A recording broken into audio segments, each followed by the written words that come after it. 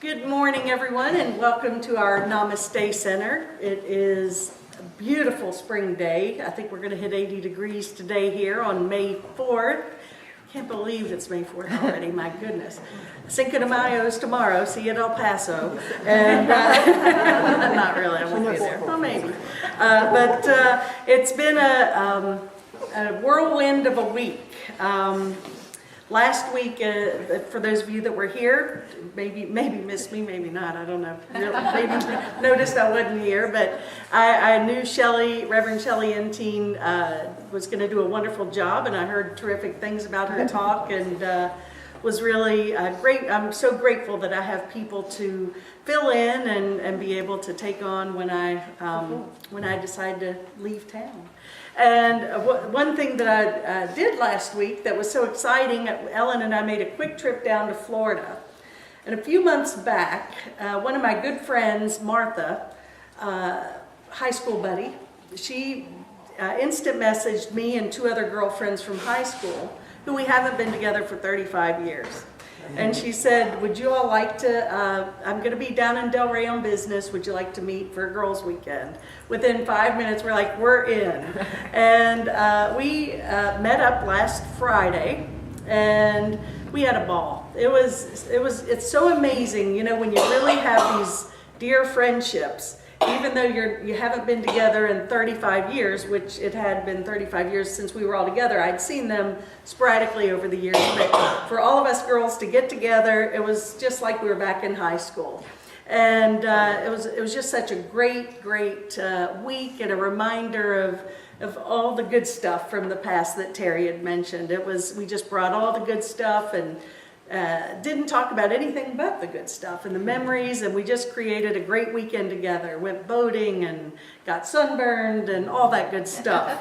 And it was just so much fun. Well, we drove back on Monday, nice 12-hour drive, and got right back in the saddle. And Wednesday we had a terrific clam bake here with one of the presenters at our ministers conference. We just had our ADL ministers conference.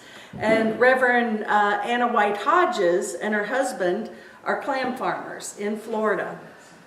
And they, a while back, offered to bring a bushel of clams up here and do a clam bake and a concert. And it was outrageously fun and wonderful. And between the delicious food and the music and her storytelling, it was just one of the more memorable events we've had here at the Namaste Center. So if you missed it, look forward to it in the fall, and I really encourage you to come. And we had a great time. But that wasn't it. That was Wednesday night. Thursday morning we go into the conference here, and we had 40 plus ministers come in from all over, and it was really beyond my expectations of being good. Reverend Pam Chrissy, who a lot of you guys know, she's our president of our chapter. She's actually the wife of Brian over there. And she and Shelley are still over there. It's not over yet. But it was just remarkable. And what made it so special was that there was a little bit of tension. You know, here we are, a spiritual organization, and we've been going through a lot of big changes, necessary changes. And some of them have not been received with the greatest of gratitude, to say the least. And so I went in like really a little nervous, to be honest with you. But I really just said, okay, Spirit, this is in your hands. I place this whole future of our ministry in your hands, because I was elected as president a few months back of the national organization, and it's been an experience, to say the least. Well, the good news is we set the intention. Our founder, Dr. Selwa, really stepped up, and all the board of directors and all the attendees, the ministers, it was beyond amazing. And you know, it's reminds me of a quote from A Course in Miracles that you know, there were a few people in there, and they were ready to say their mind, you know, and that just melted away. And it just turned into total love and appreciation for each other. And there's a quote from the Course in Miracles that says, the holiest place on earth is where an ancient hatred has become a present love. And that's so true when we're really willing to not hold on to the past and just let go and move forward. And one of the challenging, there was a few, but they all came together, and one of them came up to me afterward and said, you know, I'm so glad the past is over and we can just let go of all this stuff. And I said, what stuff? And you know, it was wonderful because years ago at our center in Florida, we had a speaker, John Mundy, who's a Course in Miracles teacher and author. And he said, he was talking about forgiveness, and he said true forgiveness is when not only do you forgive it, but when you forget it. And he said, and so his example was that, you know, we think we've forgiven somebody, but we never forget where we've buried the hatchet. And until we forget where we bury that hatchet, forgiveness has not fully occurred. But I really feel that this is where we're moving to. This is that new paradigm of forgiveness and living, and it's so exciting. You know, it's just great when we get out of our stinking way and let Spirit lead and love lead and our hearts lead. What can happen? It's far greater than anything we can plan in our own little ego mind. But, you know, some of the highlights at the conference, Sammy Lipscomb, who presents here a lot, was one of our presenters. She was phenomenal. She did a group clearing and, you know, with the work of Bradley Nelson, the emotion code, really powerful. And then we had our talk from our founder, which was just a very heartfelt, powerful talk, just total love and bringing the group together. And then we had a ceremony of our new recipients of degrees from the Metropolitan Seminary. And then our own Susan Warner, our prosperity teacher, she's still over there too. She gave the most amazing talk yesterday on prosperity. She had us laughing and crying, and she got a standing ovation. It was beyond amazing. I knew she was a good speaker, but it was not her speaking then, and not that she's not a good speaker. But anyway, she was, it was total channel, total love, total spirit, and people, I heard a guy out in the parking lot on the phone, oh my God, you should have heard this last speaker. She was unbelievable. And, you know, she really, she was tremendous. And her journey of, you know, it was really a journey of faith and trust and tithing and giving and walking the spirit and living the spiritual principles. And her message was that, you know, when she made that commitment to tithe, which she wasn't really too keen on in the beginning, she committed to that even when she was having to get food stamps and eat from a soup kitchen. And how she just kept moving in faith and knowing that that good was going to come. And she recognized the little miracles that kept happening in her life, and she built on those. And now her entire life has been transformed in such a huge way. She's manifested a wonderful husband. She's got very much financial security now. She's gotten a national award, and her public speaking is tremendous. So it was a great testimony to the power of spirit and trust and faith, if we just are willing. And we had another concert last night with Anna, who performed here. It was wonderful again. Ellen and I were going to sneak out early. We did sneak out early only because I had to have sleep. And we'd seen the concert already. And Ellen's like, okay, we're going to go right after dinner, right? And I'm like, yeah. Then we're 15 minutes in the concert. I said, okay, Ellen, let's go. And she's like, do we have to? And it was just terrific. I mean, I just love when people are in their element and in their spirit and in their love and just share from that. And I missed one of the presentations yesterday because I had the privilege of officiating a wedding for a couple, some friends of ours up in Laurel Park. Got lost going there, almost late. But beside the point, it was a beautiful ceremony, and it was a second marriage for both of them.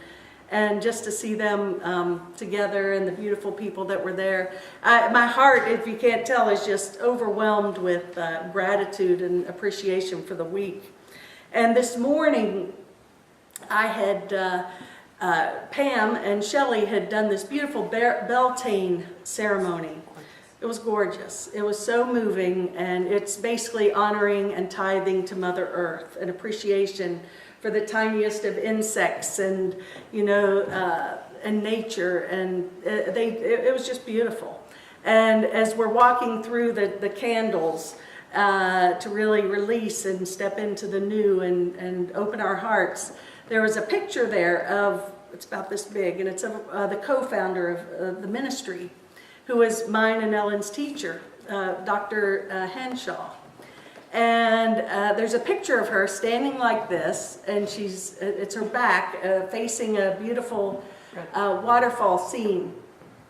And I walked by that and I just lost it. I was like, oh my God. It was just, but she passed away a few years ago, and I remember the last time I'd gotten a call and one of the ministers had asked me she wanted to see me. And I went to the hospital, and she had ALS, and if you've ever been around that, you can't understand a word that they're saying.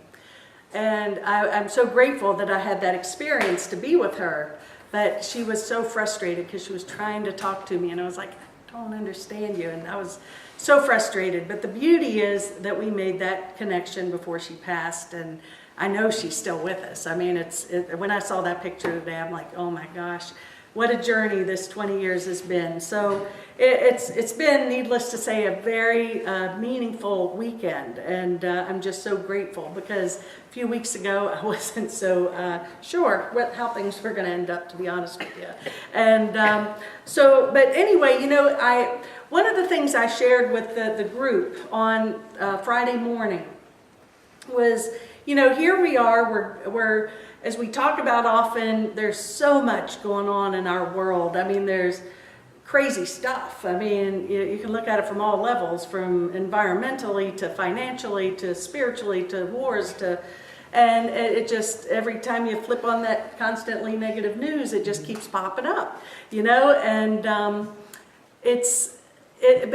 believe it's a rebirthing. It's time to create a new paradigm. And this is a quote that I found was quite appropriate for this. And it is the present convergence of crises in money, energy, education, health, water, soil, climate, politics, the environment, and more is a birth crisis, expelling us from the old world into the new. And it's kind of like that volcano is erupting. Everything's coming up, so we can just wash it away and be born again, or create anew. And for those of you, most of you all, anyone not know who Marianne Williamson is in here? Well, Marianne Williamson is a wonderful spiritual teacher. She's world-renowned for her teachings of A Course in Miracles. She's written many best-selling books, and one of the most intelligent, dynamic speakers I've ever been in the presence of. And I had the pleasure of working with her for 11 years in Florida, and just an amazing woman, which I won't go off on that right now, but she's something else. But she was always very politically interested. And I knew one day, the day was going to come when she made the step into politics, and that's been this year. And she lives in California, and she's running for Congress out there.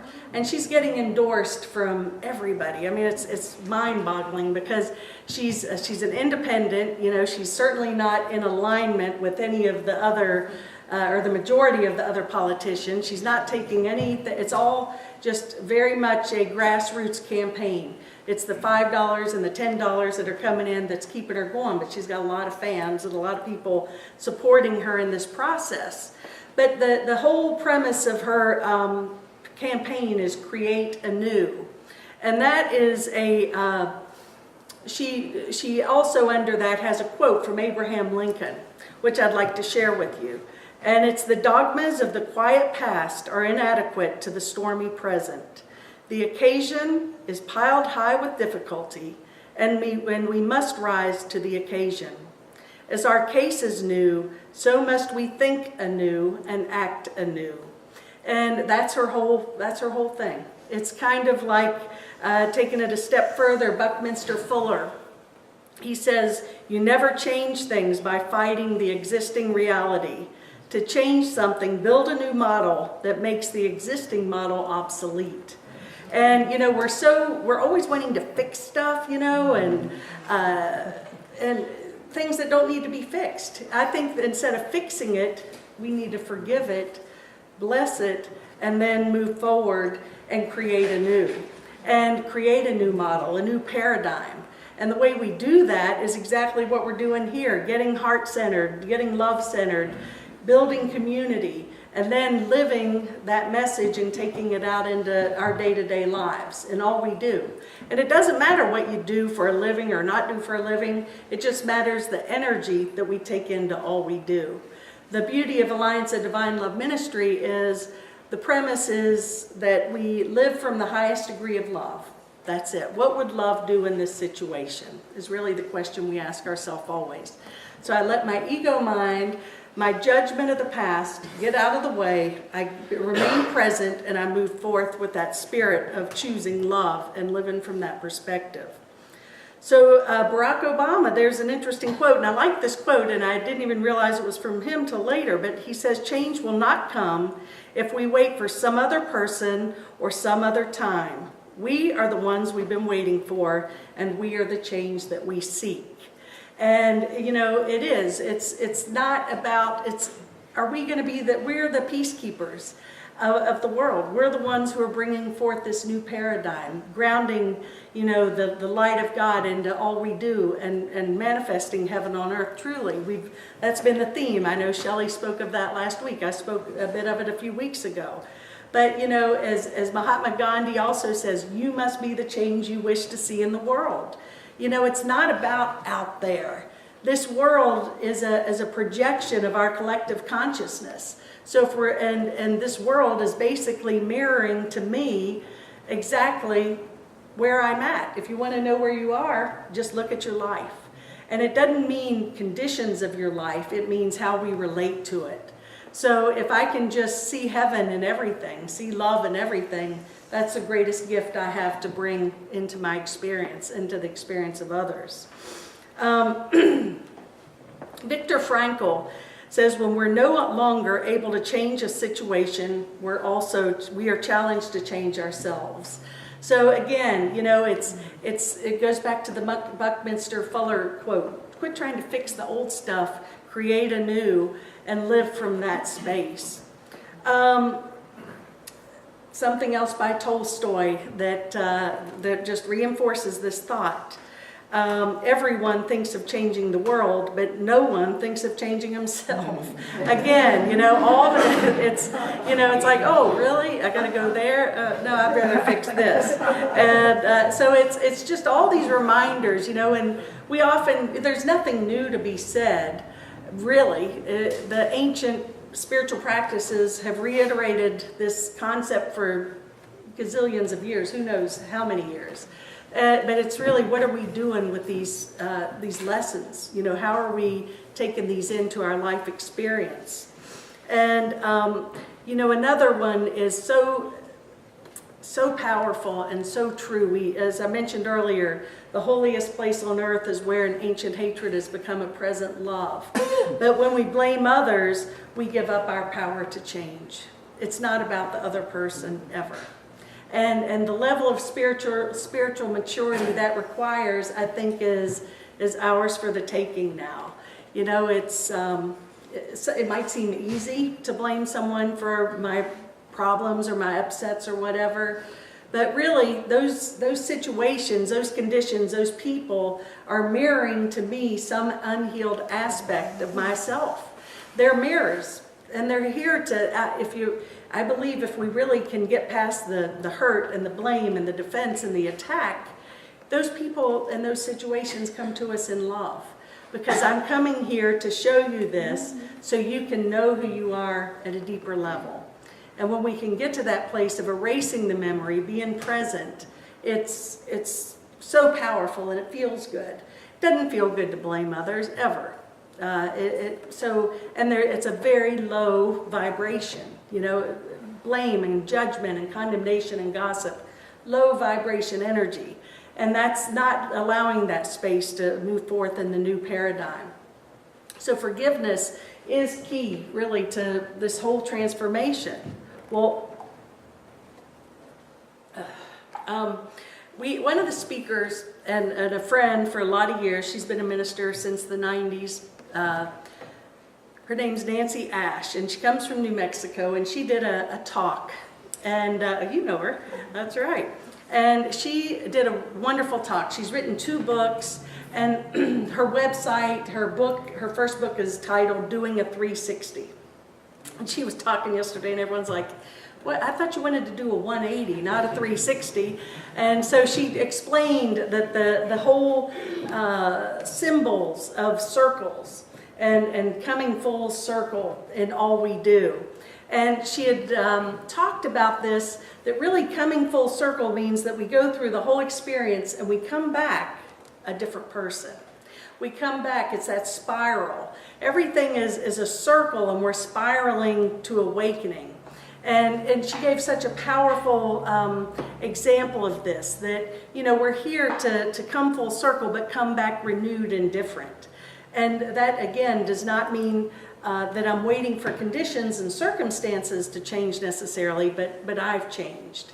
And I think that the one thing we might know already is, that until we get it, until we heal what we have to heal, it's going to keep coming back and bite you in the butt. So you might as well just deal with it. If you notice a pattern in your life, then you might want to say, okay, I think I'm willing to let this one go for now.